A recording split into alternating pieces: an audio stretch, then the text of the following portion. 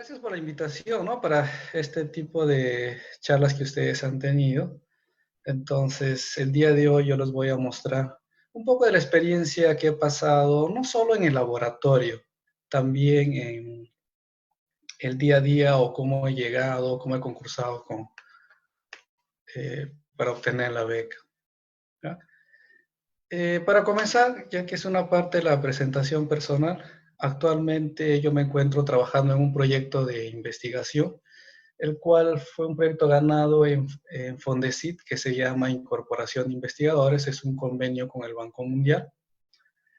Es por uno de los motivos de los cuales también he dejado de enseñar, ¿no? Yo espero muy pronto se solucione todo esto de los horarios, en mi caso, y tal vez volver a continuar enseñando, ¿no? Así como el ingeniero Acosta me dio la oportunidad de poder apoyar en la universidad, ¿no? En lo cual estoy muy agradecido.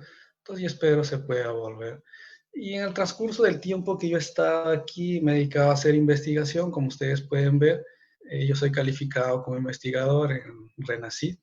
Y en el tiempo que estuve en la uni dictando tanto motores o máquinas marinas, también estaba enseñando metodología, me dedicaba a hacer investigación y he sido también parte, ¿no? Del grupo de investigadores en el vicerrectorado. Bueno, actualmente mis datos están porque no he cambiado de universidad, no estoy trabajando en otra universidad como docente, solo hago investigación, entonces por el momento eh, mis datos todos están en el vicerrectorado. Muy bien. ¿Qué es lo que tiene esta presentación?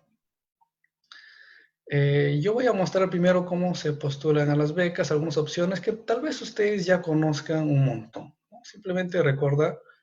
Luego un poco de la experiencia, cómo son las clases de posgrado.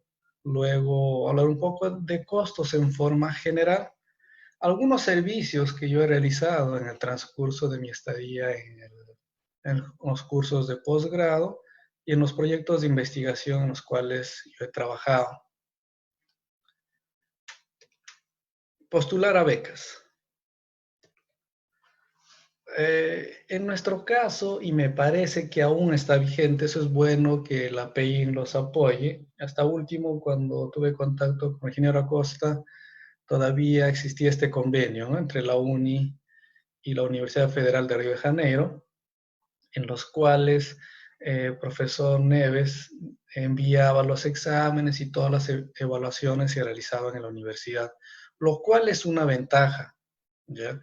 Porque algunas formas de postular es que ustedes viajen a las universidades y postulen, lo cual esto es una gran ayuda, ¿no?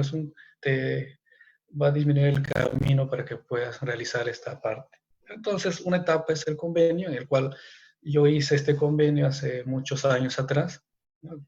Realicé el examen, te aprueban y ven en relación de todos los aprobados y sacan una lista, ¿no? Recuerden que cuando ustedes aprueban esta evaluación, siempre hay dos cosas que ustedes deben tener conciencia. No solo es que ustedes tengan la beca para estudiar, ¿no? Porque una cosa es para que ustedes estudien y otra es la subvención que ustedes van a tener para realizar el posgrado. Y eso pasa en muchos países. Lo más fácil es que ustedes consigan la beca de estudios y otro es la bolsa, ¿no? Entonces siempre hay que estar atento a esa parte. Por otro lado, por ejemplo, existen varias páginas web de las universidades, obviamente extranjeras, que ustedes desean salir, o laboratorios también que ellos publican, porque a veces los laboratorios, ellos consiguen financiamientos de empresas que están trabajando en sus países y ellos tienen fondos para que hagan cursos de posgrado. Entonces, siempre es bueno que estén chequeando páginas de universidades, por ejemplo, por lo menos en Brasil hay varias, ¿no? Y ven si hay alguna opción que a ustedes les interese.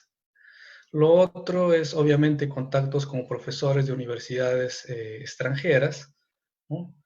Lo bueno es que ya varios profesores o varios egresados de la facultad están en diversas universidades. En Brasil, por lo menos, ya hay varios profesores. No pierdan ese contacto cada vez que haya una exposición, que haya una charla, una visita, siempre tengan ese contacto. Claro, aquellos que deseen hacer, comenzar estos estudios, ¿no? Siempre. Ahora, lo otro también es conocer profesores de otras universidades que sean extranjeros, siempre si está de acuerdo a lo que ustedes han estudiado. Es bueno escribir, no está de más, no se pierde nada. Mucha gente hace eso. Ven las páginas de los laboratorios, por lo menos, ven que profesores son jefes de laboratorio y les escriben, ¿no? Estoy interesado, he trabajado en eso, y algunos de ellos deben responder. Eso pasa bastante, ¿no? Otra forma también es la página web, la misma uni publica varias maestrías, doctorados en otros países, por las embajadas también, ¿no? Entonces hay varias formas de las cuales ustedes pueden postular. Ok, ¿qué requisitos, no? Siempre es bueno saber qué necesitan ustedes para que puedan hacer su maestría, ya en el caso que quieran salir. Obviamente el bachiller, ya el bachiller ustedes les van a pedir para que puedan tener parte de comenzar, ¿no?, estos estudios. Otro que ya piden bastante es el idioma inglés, ¿no? Algunas veces te hace dar el examen, ¿no?, dependiendo qué universidad vas, o en el caso de países como Estados Unidos, en Europa también me parece que te piden el TOEFL, ¿no? ¿Ya? Entonces, eso sí o sí tienen que asegurar.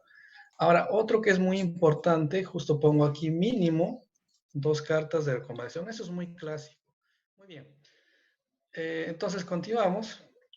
Ya hemos visto cuáles son los requisitos. Otra parte importante son las cartas de recomendación. Esto es muy importante para que ustedes puedan viajar. Cada vez que ustedes postulen, esto les van a solicitar. Ahora, ¿qué es lo que se acostumbra a hacer? La carta de recomendación, obviamente, y así como a varios en mis clases yo les he comentado, yo les puedo ayudar, no hay ningún problema, ¿no? Varios yo los he conocido, hemos tenido exámenes, entonces hay cómo hacer una carta de recomendación, porque obviamente eh, lo mínimo es que debes haber trabajado o conocer al alumno, pues, ¿no?, que estás recomendando. Ya con que hayan llevado el curso conmigo, de repente yo ya los conozco, y entonces se hace una carta. O a veces trabajar en un proyecto de investigación. Es muy bueno que usted siempre esté en contacto con los profesores, ¿no?, que hacen investigación, más que todo porque ellos siempre ven, ¿no?, profesores, si en la parte de investigación, si está rankeado o no, qué publicaciones tiene, siempre eso ellos ven, ¿no? Por ejemplo, tengo un alumno que está haciendo un doctorado, porque en Estados Unidos la maestría es mucho más sencillo, digamos así, porque comienzas el doctorado y en el camino a veces haces una pequeña evaluación y ya te dan la maestría, ¿no? Esa diferencia que hay en Latinoamérica, por ejemplo. Entonces, obviamente, él postuló en varios laboratorios. Yo le hice la carta porque igual trabajamos en proyectos relacionados a Machine Learning. Y claro, algunos ven o concursan, ¿no? Y de todos modos tuvo bastante aceptación. Fuimos 2 profesores que lo apoyamos. Entonces, siempre piensen, ¿no? Por ejemplo, el profesor Manteri es una muy buena referencia que ustedes deberían tener para poder postular. ¿Ok? Muy bien. Y otro es requisitos. Obviamente cada universidad va a tener sus propios requisitos, pues, ¿no? Eso siempre deben estar atentos. Bueno, como la visa, de repente, algunos te piden que demuestres que tengas alguna cantidad de dinero en el banco, etcétera, ¿no? Varias cosas que te piden. Depende de cada universidad. Muy bien, seguimos. Ahora vamos a hablar un poco de las clases de posgrado, ¿no? O sea, cómo son las clases. Comencemos con el idioma. Obviamente, las clases van a estar en el idioma de origen, ¿no? Pero, por ejemplo, en Brasil, algunas clases eran en inglés, ya que, por ejemplo, si había alumnos que no hablaban portugués, bueno, o se les hacía mucho más difícil, no tener tanta relación con el caso de los que hablábamos español y en portugués hay cosas que se parecen, como que engañan, ¿no? Pero uno que se hace muy difícil, entonces de repente piden al profesor y las clases lo hacen en inglés, ¿ya? Pero por lo menos en Brasil normalmente eran en portugués todas las clases, ¿no? Ahora, ¿qué experiencia sería del idioma? Obviamente, cuando uno dice, no, los idiomas portugués y español se parecen, realmente no es tanto así. Si estás en clase, sí, porque imagínate que ves una fórmula termodinámica, una ecuación diferencial, etcétera, vas a entender todo lo que dice y rápidamente tu mente hasta lo va a traducir, no hay ningún problema. Por lo menos esa es la experiencia que yo he sentido. Las clases en portugués no tenía casi muchos problemas, ¿no? Era parecido a lo que hacíamos en la uni, ¿no? Se entendía mucho, pero ya cuando el profesor comenzaba a contar un chiste, hablar de fútbol, de novela, etcétera, ya no entendías nada, ¿no? Pero las clases por lo menos se entendía, ¿no? Ahora, obviamente, hablando en portugués y con unos meses que vas estudiando, ya cada vez puedes ir aprendiendo rápido y se entiende mucho más, ¿no? Lo recomendable, obviamente, es que ya vayas sabiendo el idioma del país donde pretendes postular. Ahora, en el caso de dificultad de los cursos, realmente hay cursos que sí son muy complicados, ¿no? Por lo menos cuando llevé termodinámica, el profesor era, nunca me voy a olvidar eso, del MIT. Y ya se deben dar cuenta, claro, tanto el nivel de profesor y de la forma que va a pasar toda la información. Realmente era bien complejo, los exámenes eran casi imposibles de aprobar, ¿no? Entonces, y también hay cursos tranquilos, de repente el curso que yo puedo decir que es más sencillo que he visto, es uno que era relacionado con, que tenía ecuaciones diferenciales, transformadas en Laplace, etcétera. Ya que varios decían, no, ahí no vamos a tener problemas. Y realmente en la parte de matemática que tenemos en la uni, la base es muy buena, ¿ya? Había mucha gente que se perdía o que trataba de recordar, pero realmente en la parte de matemática no era complicado. Pero ya había cursos más especializados que sí, pues, ¿no? A veces el profesor lo ponía mucho más complejo las evaluaciones, más que, porque las clases realmente eran muy buenas, las clases eran top, pero ahora es otro punto de resolver el examen, pues, ¿no? Obviamente los exámenes también van a ser más complicados. Hablando de cantidad de cursos, eso también depende de en qué universidad estás, ¿ya? Por ejemplo, en Brasil, en la maestría, si no me equivoco, nos pedían 8 cursos, digamos, 8 cursos que tienes que aprobarlos. Obviamente, si no apruebas, justo ese es el segundo punto, ya cuando vas jalando uno, dos, me parece que el primero te dan una alerta y el segundo que jalas te quitan la beca por lo menos. Te sacan obviamente del programa. ¿Qué quiere decir? Que no debes jalar, ¿no? Entonces son 8 cursos, por ejemplo, en la maestría que nos ven. Claro, no quiere decir que los 8 ya son, es lo máximo, no. Son 8 mínimo. Hay mucha gente que lleva más que 8 cursos, ¿ok? Eso era en la maestría. Me acuerdo que en el doctorado ya eran 6 cursos nada más. Pero como yo ya pasé a mecánica, en mecánica decía, eran 6 mínimo, no eran, sí, 4, pero de todos modos te decían, tienes que llevar 2 a más. Eso era como que parte del asesor y todo eso, el profesor te obligaba a llevar más cursos, ¿no? Pero claro, mucha gente se matriculaba más. De todos modos, el doctorado son 4 años, allá en Brasil son 4 años, la maestría son 2 años. Entonces, por ahí de repente tienes un tiempo y haces más cursos, ¿no? Ahora, algo que recuerdo en el caso de los cursos y hablando un poco del idioma, algo que me pasó. Yo realmente cuando llegué a Brasil no sabía nada de portugués, ni por lo menos saludaba, si no recuerdo. Entonces, cuando conocí a mi asesor, que realmente al final me ayudó un montón, eso luego hablo en las siguientes diapositivas, cuando conocí a mi asesor me preguntó, obviamente tenía un amigo que ya tenía más tiempo en Brasil, él era el traductor, pues, ¿no? Comenzó a preguntar, ¿hablas portugués? Me dijo, y le dije que no, pues no, no hablaba. Ok, me dijo, entonces dentro de 3 meses, cuando pruebas los cursos, conversamos otra vez. Y así me tuvo 6 meses, o ya cuando ya más o menos podía conversar. Era uno de los profesores más cerrados que estaban en la especialidad de oceánica, ¿no? Pero luego les comento más de este profesor en las siguientes diapositivas. Ahora, otra parte que menciono aquí, el lenguaje de programación, es algo que se hace común en los cursos. Hay varios trabajos que dejan los profesores, algunos proyectos que debes realizar y que sí o sí está ligado al lenguaje de programación, ¿verdad? Yo me acuerdo que esas épocas que fui sonaba, era muy sonado el Fortran y todo eso, pero ahora puede ser cualquier lenguaje de programación, MATLAB, matemática, Python, etcétera. Hay varios lenguajes de programación, pero eso sí, tienes que aprender a programar. La mayoría de los programas que puedes optimizar, que puedes automatizar, tienes que utilizar un lenguaje de programación. Ok, vamos a acelerar lo que va a ganar el tiempo y no voy a acabar las diapositivas. La otra parte es investigación. Una cosa es llevar los cursos, otra cosa es investigar. Entonces, la investigación lleva por tu cuenta y por parte del asesor que tienes. Nadie te obliga a decir, oye, tú tienes que investigar. A menos que tu asesor venga y sabes que toma un paper, lee y comienza, él te guía, ¿no? Porque esa es la función de un asesor. Él te tiene que orientar, te tiene que llevar por el camino. Ya, por ejemplo, en mi caso, yo los primeros prácticamente un año solo me dediqué a llevar los cursos. Y después comencé por mi parte a hacer investigación. Entonces, no es que exista un curso de investigación. La investigación tú mismo lo tienes que hacer. Ok, si llevamos 20 minutos, vamos a acelerar. Hablando un poco de los costos, siempre es bueno saber qué valor tiene la beca que ustedes van a postular. Obviamente, qué tanto te va a cumplir, te va a ayudar o no en el país que te encuentras. Realmente, claro, en Brasil ahorita sí la situación es distinta, ¿no? La economía se está cayendo bastante, ya no sabes si la bolsa te va a servir. Hubo un momento que comenzaron a subir los costos, me acuerdo, porque ya no daban. Porque en teoría la cantidad que ellos te van a depositar es para que puedas tener lo básico, nada más, para que puedas sobrevivir. Yo me acuerdo mucho cuando conversé con el profesor Neves hace muchos años, cuando él dictaba también en la uni, cuando iba a los veranos, él me comentó, la bolsa esa vez era 1.200 reales, ya que en soles de repente sería un poquito más, porque el real estaba más valorizado, sería 1.400 de repente o 1.500.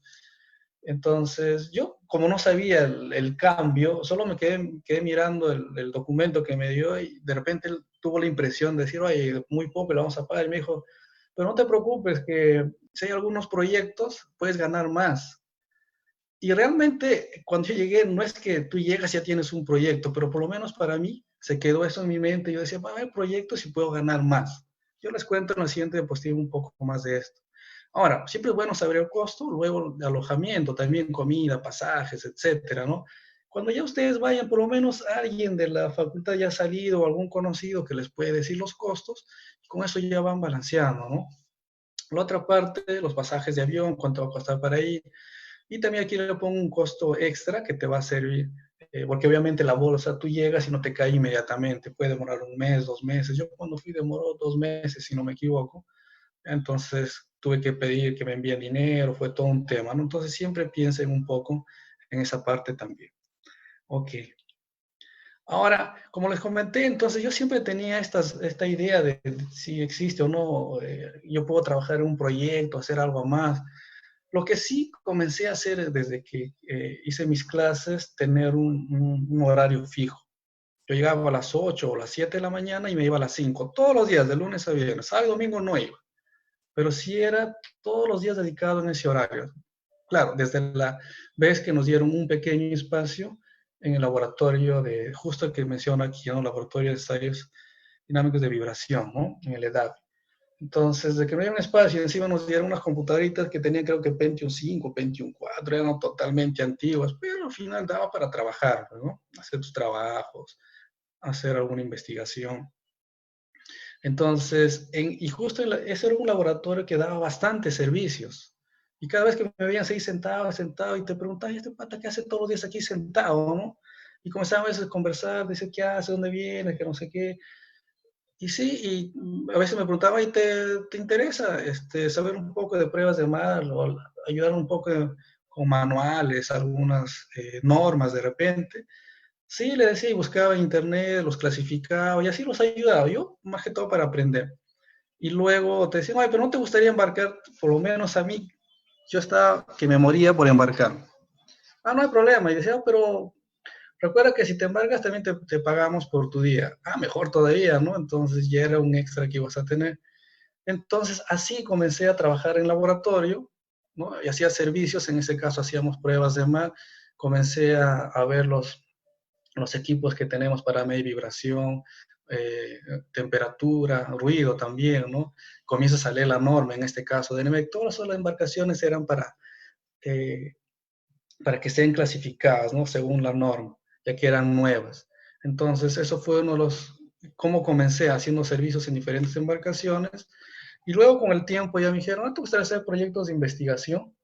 ¿no? Dije, bueno, ¿no? Sí, sí me gustaría. Entonces ahí ya cambiaron las cosas, como que ya tenías un sueldo más de de la beca que ganabas. Entonces me preguntaron, ¿sabes programar? Y les dije que no, no sabía programar. Realmente cuando acabé la uni, a las justas sabía el código base de C o C++ o que sabía y nada más, ¿no? Pero dijeron, ¿puedes aprender? Sí. Entonces había un ingeniero que ya trabajaba, bueno, un doctor que ya trabajaba con Visual Basic. Ellos tenían un programa en LabVIEW muy antiguo para hacer predicción de ruido aéreo, ruido estructural, pero quería una versión mejorada. El que había hecho el programa anterior se demoró 8 años. Entonces dije, bueno, sí me gustaría aprender y comencé a dedicarme a, a programar. Y recuerdo que en 2 años, 2 años y medio acabamos este programa de aquí, lo cual nos generó varios servicios en la industria también. Entonces eso fue uno de los trabajos que realicé y a la vez también como ya me metí a programar y también me gustaba un poco de sensores, ellos tenían otro programa que se llamaba AD, era un sistema de monitoreo de equipos. ¿Ya? Entonces estos equipos monitoreaban varias señales, una de ellas por ejemplo vibración, puede ser temperatura, etcétera, proximito, un montón de señales, tenían un software y ellos siempre iban mejorando las versiones. Y todo era en Visual Basic. Como yo programaba, comencé a ayudar bastante, ver las placas, estos hardware que ellos vendían hardware y software. Entonces comencé a trabajar en esa parte, ¿no? Entonces, una de las cosas que comencé tal vez ya a adicionar, a cambiar la lógica que ellos tenían era la placa de adquisición y algunos códigos. Como todo era en Visual Basic y es un programa ya muy antiguo que no tiene secuencia, que dado en el tiempo, había librerías que necesitábamos, ¿no? Entonces en ese caso yo lo programaba en LabVIEW, generaba una DLL y lo leía ya del programa y sí era mucho más optimizado. Y en el caso de las placas igual, no tenía placas antiguas que realmente era mucho más barata, pero daba problemas también, ¿no? Entonces, ya existían otras placas como la de NI, National Instruments, por ejemplo, el NI 9234, entonces que tiene una mejor resolución de resultados y todo eso, y comenzamos a cambiar, ¿no? Entonces, fue otro de los proyectos que comencé a trabajar también. Ahora, aquí también comentando, esto es todo lo hacía solo para de repente tener en cuenta todo esto lo hacía en paralelo, por así decir. Nunca dejé de seguir la maestría y el doctorado. Tenía mis horarios, aquí sí era bien estricto en mis horarios, tenía que separar, porque eso sí, en el laboratorio me daban ese tiempo, ¿no? Sabían que yo tenía que acabar la maestría y el doctorado. De cierta forma, eso le daba más peso al laboratorio, porque ya todos los investigadores que estábamos ahí teníamos un nivel bien de maestría o de doctorado, ¿no? Entonces, separaba mis horarios, el doctorado, así como lo hice en mecánica, iba a otro laboratorio que era de máquinas térmicas, ahí trabajaba en las mañanas y en las tardes trabajaba en un laboratorio de ingeniería naval de oceánica. Entonces, otro proyecto que tuvimos, por ejemplo, es con Siemens, ¿no? Hay un proyecto que lo pongo aquí que fue con Noruega, que fue para, más que todo para mejorar la confiabilidad de los equipos que existen en las embarcaciones. Si ellos tenían de 5 años, ellos querían pasar la confiabilidad a 10 años, que realmente fue un reto muy complicado, ¿ya? Pero de todos modos se desarrolló la base, hay que tener mucha información, muchos datos históricos. Conseguimos un libro que guardaba información de años, pero había que comprar los mismos equipos. Fue un tema muy complicado. Lo bueno que de repente podría ser como una experiencia mía es que conseguí viajar a Noruega, conocer las instalaciones de Siemens, de los equipos, etcétera, ¿no?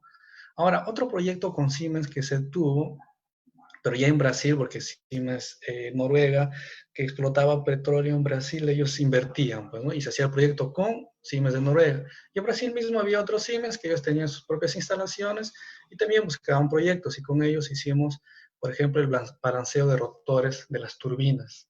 ¿No? Las turbinas siempre se van a desbalancear. Eso de repente algunos recuerdan, si están algunos de mis alumnos, que mencionábamos en clase, ¿no? Esto se desbalancea con el tiempo, entonces hay que hacer un balanceo de estas máquinas.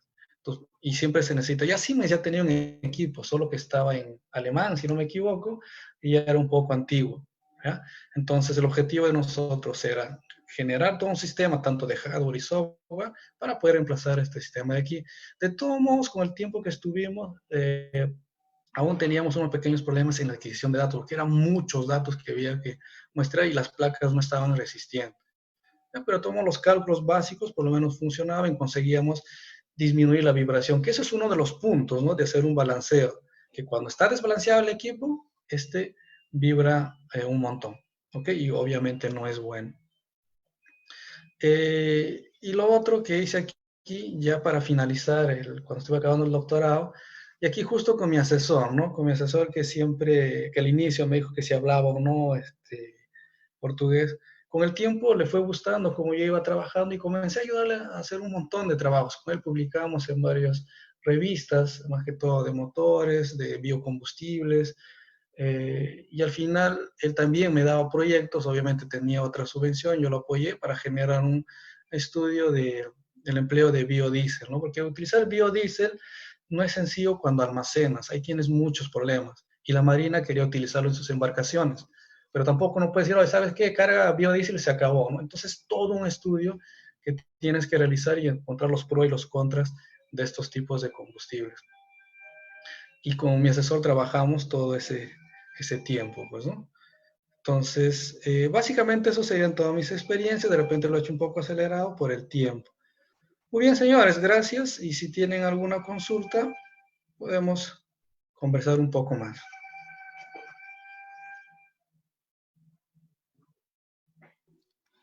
Doctor, ¿qué tal? Disculpe, no sé si podría darle la opción a Gloria como co-host o como host, porque no puede hablar ahorita.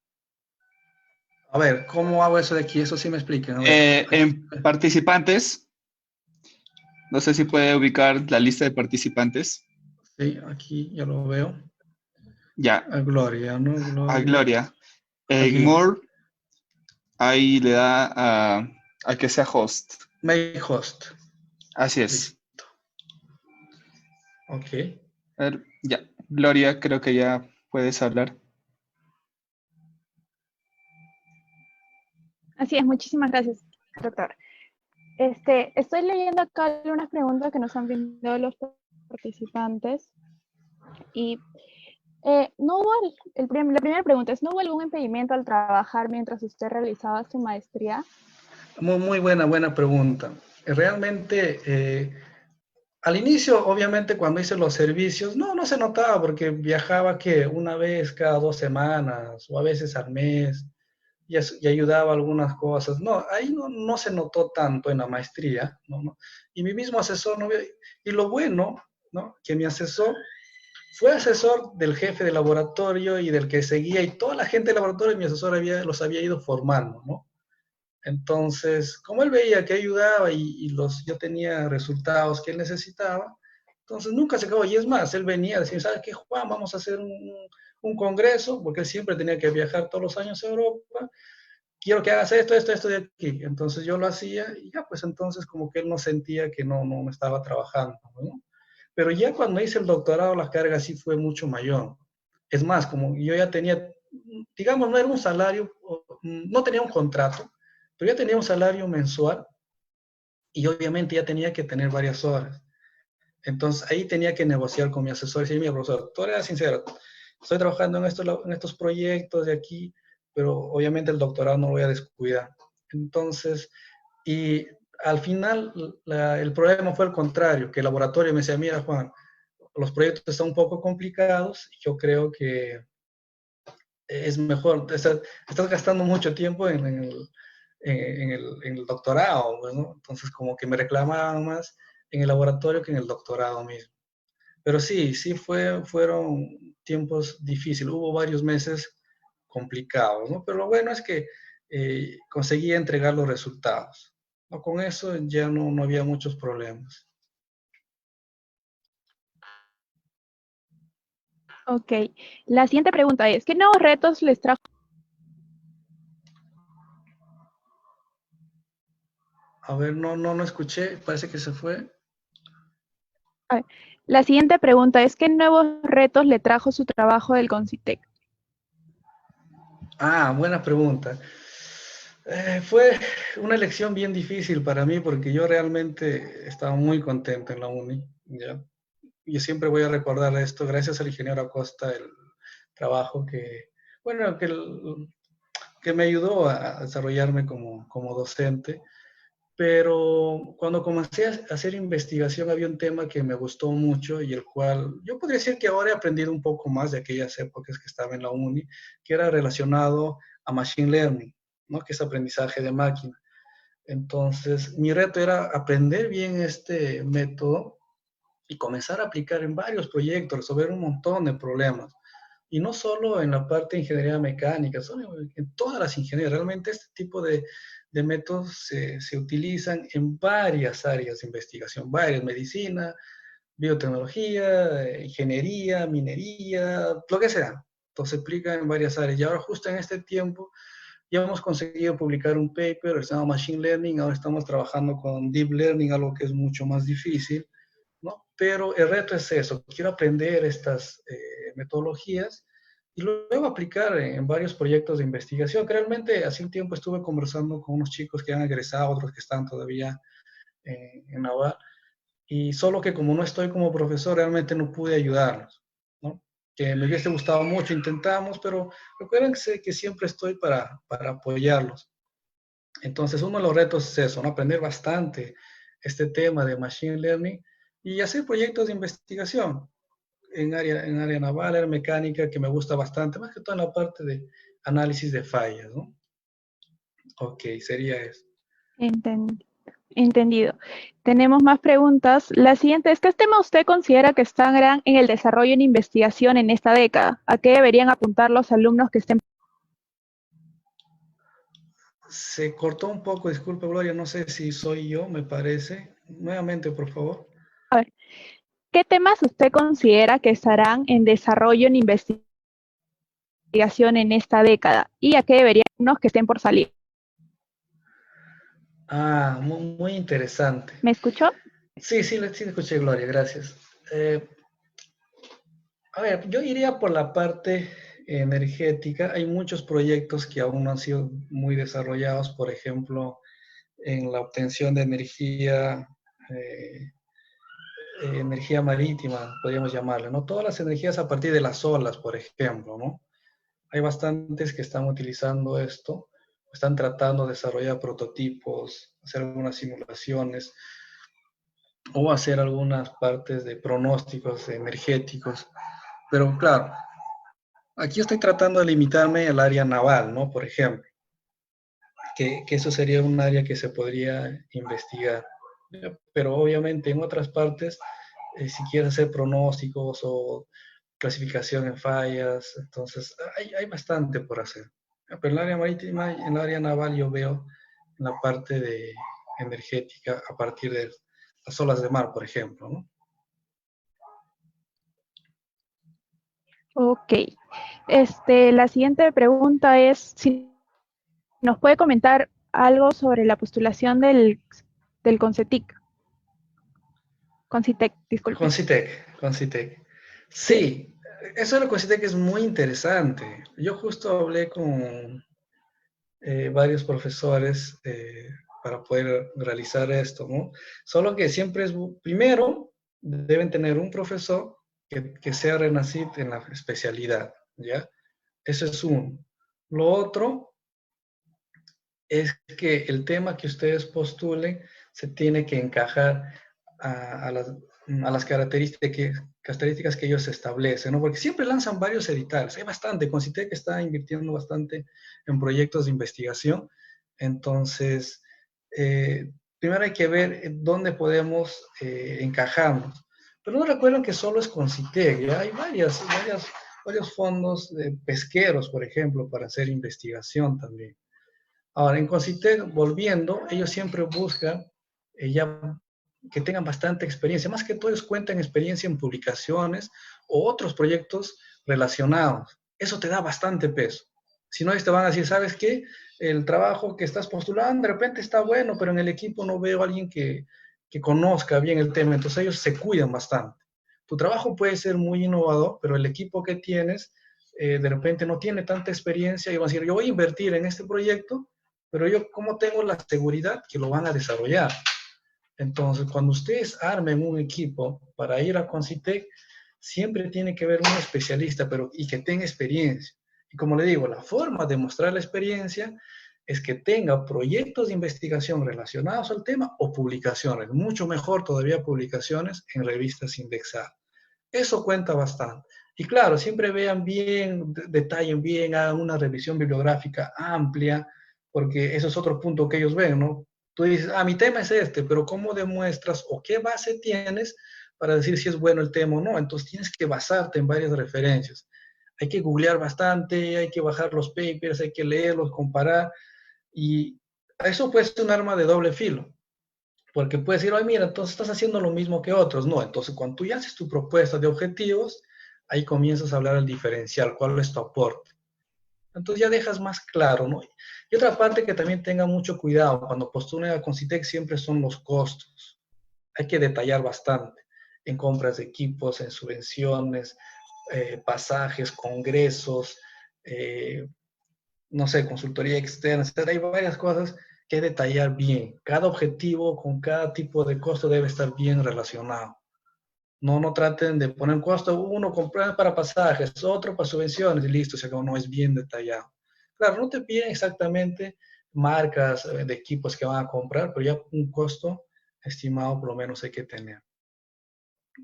¿Alguna consulta más? Si de repente faltó algo de Claro. Concitec, pueden preguntarme. La siguiente consulta es si usted ha realizado investigaciones con el uso de recursos renovables como celdas de hidrógeno y qué perspectivas tiene con embarcaciones de propulsión híbrida. Ok. No, con hidrógeno sí realmente no he tenido ninguna aproximación. Lo único que, por ejemplo, yo he visto lo máximo cuando hacía mis estudios de motores, que hay bastantes trabajos, ¿no? Que mezclan, por ejemplo, dos tipos de combustibles, ¿no? Utilizan bastante el hidrógeno. Pero recuerden que obtener hidrógeno, ese es un problema. El problema es cómo obtienes hidrógeno. Ya cuando tengas el hidrógeno, la aplicación es muy buena, obviamente, ¿no? Ahora, en la parte hídrica, a ver que recuerden algún proyecto de investigación. No tendría solo hídrica, pero más o menos qué área, porque no, algo que recuerde, no, no recuerdo, no sé, de repente algo más puntual.